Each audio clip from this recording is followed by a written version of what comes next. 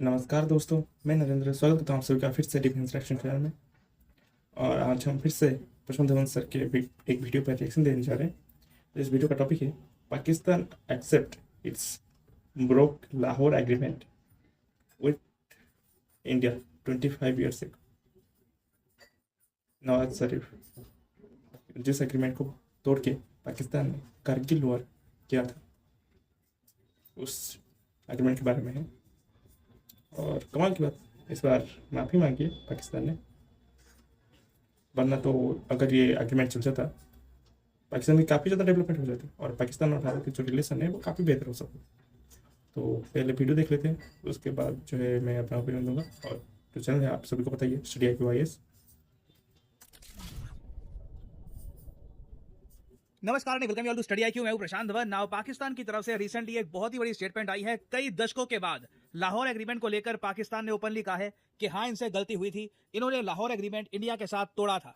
Now यहाँ पे आप ये फोटो देख पाओगे, ये दोनों भाई हैं, ये शहबाज शरीफ, ये नवाज शरीफ, ये है पाकिस्तान के प्रधानमंत्री और ये है पाकिस्तान की मेन पॉलिटिकल पार्टी आज के समय PMNL, इसके लीडर। तो नवाज शरीफ ने रिसेंटली ये बात बोली है। बाय द वे 1998 1998 1999 में नवाज शरीफ थे पाकिस्तान के प्राइम मिनिस्टर। इन्होंने ये कहा था कि ये पाकिस्तान की गलती थी कि इन्होंने कारगिल वॉर कर दी और लाहौर एग्रीमेंट बिल्कुल तोड़ दिया जो साइन किया गया था अटल बिहारी वाजपेयी जी के साथ। और ये जो एडमिशन है इनकी गलती का, यही मैं आपको बता दूं एक बहुत ज्यादा पॉजिटिव स्टेप है इंडिया पाकिस्तान रिलेशंस में। और इस वीडियो में आप देख पाओगे पाकिस्तान की पब्लिक से बात करते समय नवाज शरीफ ने बात कही है। हालांकि मैं एक बात बहुत ही इंटरेस्ट से देखता हूँ कि जब भी पाकिस्तान के लीडर, जब भी जनता ने बात करते हैं, इनकी टोन ऐसी होती है जैसे 5 साल के बच्चे ने बात कर रहे हैं कि याद है कि नहीं याद है, समझ पा रहे हो कि नहीं समझ पा रहे हो। ये जो क्लिप है ये देखिए। उसके बाद फिर वाजपेयी साहब लाहौर तशरीफ लाए। याद है या नहीं याद है? याददाश्त कमजोर है ना आपकी? तो तशरीफ लाए और हमसे आके यहाँ पे मुआहदा किया। ये अलग बात है कि हमने मुआहदे की खिलाफ वर्जी की, उसमें हमारा कसूर है, उसमें हम कसूरवार हैं। ना यहाँ पे आपको समझना होगा कि जो ये लाहौर एग्रीमेंट था ये कितना इंपॉर्टेंट था और किस तरीके से हमारे रीजन की जो कंप्लीट ट्रैजेक्टरी है आने वाले 25 सालों में, क्योंकि हम 1999 की यहाँ पे बात कर रहे हैं, 1999 से लेकर 2024 25 साल हो गए। ये 25 साल बिल्कुल अलग तरीके से बीत सकते थे। इंडिया पाकिस्तान के बीच में बिलियंस ऑफ डॉलर्स का ट्रेड हो सकता था, दोनों कंट्रीज प्रॉस्पर कर सकती थी अगर इस एग्रीमेंट को तोड़ा ना जाता। ना चलिए एक टाइमलाइन में आपको बताता हूँ किस तरीके से ये एग्रीमेंट बना, इस एग्रीमेंट में था क्या और इस एग्रीमेंट को तोड़ा कैसे गया था। अगर हम 1996 में देखें तो दोनों कंट्रीज के बीच में बॉर्डर पे काफी बार मिलिट्री क्लैशेस हो रही थी, बहुत ही छोटी मिलिट्री क्लैशेस, मगर टेंशन लगातार बढ़ती जा रही थी। फिर आता है एक बहुत ही इंपॉर्टेंट साल 1998। अटल बिहारी वाजपेयी जी PM थे और इंडिया 5 न्यूक्लियर डिवाइसेस को डेटोनेट करता है पोखरण में। पाकिस्तान कहता है कि हम भी रिस्पॉन्ड करेंगे, हम भी न्यूक्लियर टेस्ट करेंगे, और पाकिस्तान इसके रिस्पॉन्स में 6 न्यूक्लियर डिवाइसेस के टेस्ट करता है चगाई हिल्स में। नाउ आज भी इस बात को लेकर थोड़ा डाउट है कि जो ये न्यूक्लियर टेस्ट इन्होंने किए थे 1998 में, क्या ये चाइना की हेल्प से किए थे या फिर पाकिस्तान ने खुद ये सब कर लिया था, इस पर काफी डिस्प्यूट है। इधर वे इंडिया ने न्यूक्लियर टेस्ट किया, पाकिस्तान ने न्यूक्लियर टेस्ट किया, दोनों कंट्रीज पर पूरी दुनिया ने लगा दिया सैंक्शंस। यूएस समेत यूरोपियन यूनियन के कई कंट्रीज, वेरियस कंट्रीज ने लगाए सैंक्शंस। और अब उसके बाद पूरी दुनिया देख रही थी कि क्या ये दोनों कंट्रीज के बीच में वॉर होगी, क्या एक न्यूक्लियर वॉर हो सकती है साउथ एशिया में। इसी इशू को बिल्कुल एलिमिनेट करने के लिए अटल बिहारी वाजपेयी जी ने एक बहुत ही इंपॉर्टेंट स्टेप लिया। ये खुद गए पाकिस्तान में एक बस में और उस वक्त के प्राइम मिनिस्टर नवाज शरीफ, इनको ये कहा कि चलिए एक एग्रीमेंट साइन करते हैं। इस एग्रीमेंट का नाम होगा द लाहौर एग्रीमेंट और ये लाहौर डिक्लेरेशन के अंडर बन के आएगा। और जब भी मैं इस एग्रीमेंट को पढ़ता हूँ, बाय द वे ये एग्रीमेंट यूनाइटेड नेशंस की वेबसाइट में इजीली अवेलेबल है, आप इसके बारे में पढ़ सकते हैं। और काफी बार इसको पढ़ के ना मिक्स फीलिंग्स आती है। एक बार को लगता है कि अगर जेन्युइनली दोनों कंट्रीज इसको फॉलो करते, कंप्लीटली ट्रैजेक्टरी साउथ एशिया की, इंडियन सबकॉन्टिनेंट की बदल सकती थी। एट द सेम टाइम जो इसके पहले 2 पॉइंट्स है, जब भी पढ़ता हूं तो माइंड में क्वेश्चन आता है, इंडिया तो एक बार को सिंसियरिटी दिखा देता मगर पाकिस्तान कभी भी सिंसियरिटी ना दिखा पाता। पहला पॉइंट है इस एग्रीमेंट का कि दोनों साइड्स पूरी तरीके से एफर्ट डालेंगी कि जम्मू कश्मीर के जो भी इश्यूज हैं ये जल्द से जल्द रिजॉल्व हो जाए। इसी से कोरिलेटेड अगला पॉइंट ये है कि दोनों कंट्रीज एक दूसरे के इंटरनल अफेयर्स में इंटरवेंशन नहीं करेगी।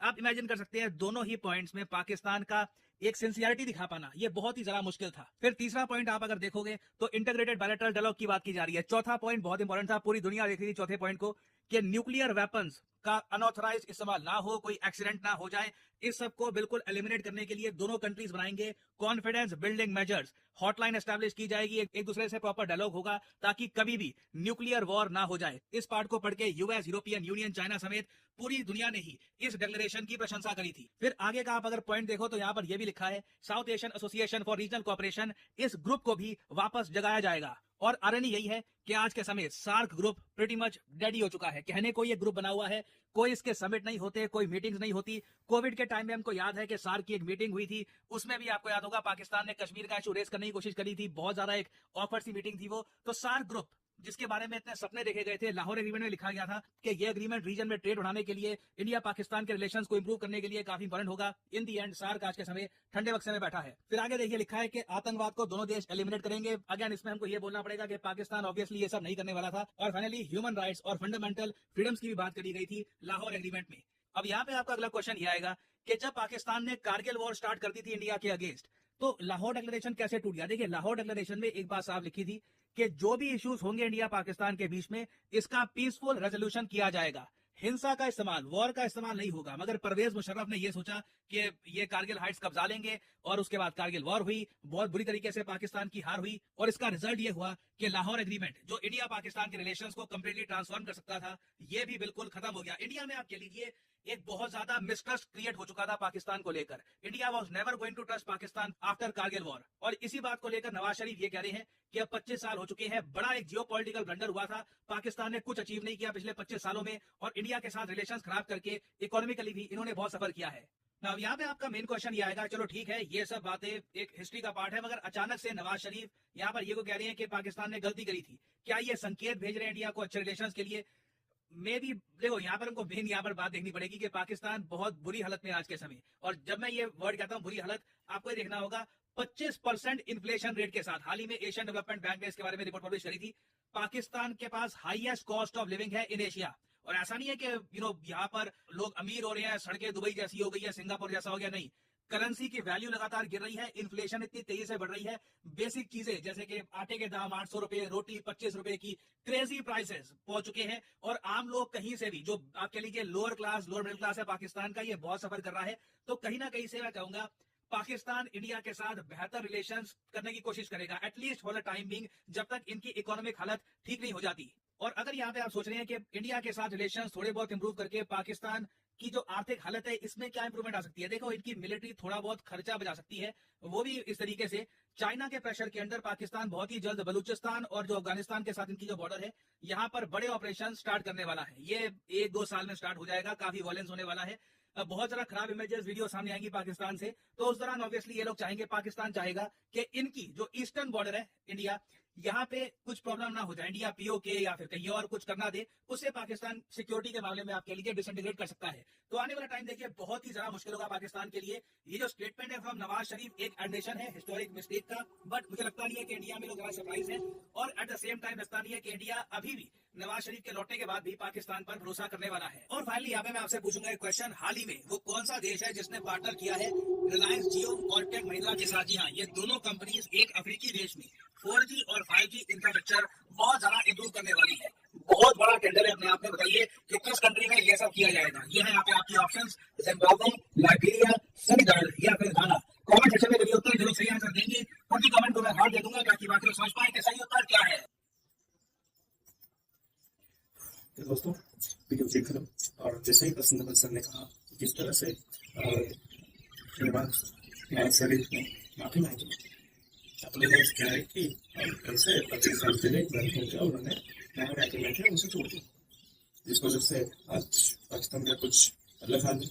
और अगर इस डिक्लेरेशन का पालन, इस एग्रीमेंट का पालन किया था तो कहीं ना कहीं ये जो हालत है वो बेहतर हो सकती थी, सुधर सकती थी, डेवलपमेंट भी होती पाकिस्तान में। चलो अच्छा, कहीं तो माफी मांगी, लेकिन फिर भी काफी सारे पाकिस्तान में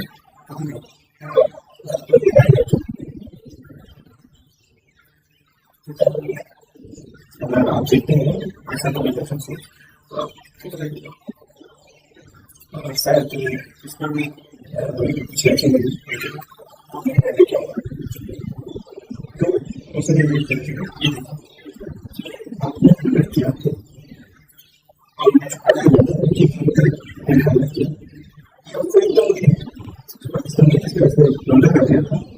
एक शांति संशोधित और आज उसकी हालत ऐसी आप देखिए। किस्मत तो सच्चा है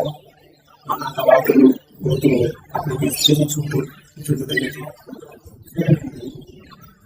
देखता हूँ और इस पर अच्छा चल रहा है तो उसमें मेरी रिएक्शन दे देगा। तो चलिए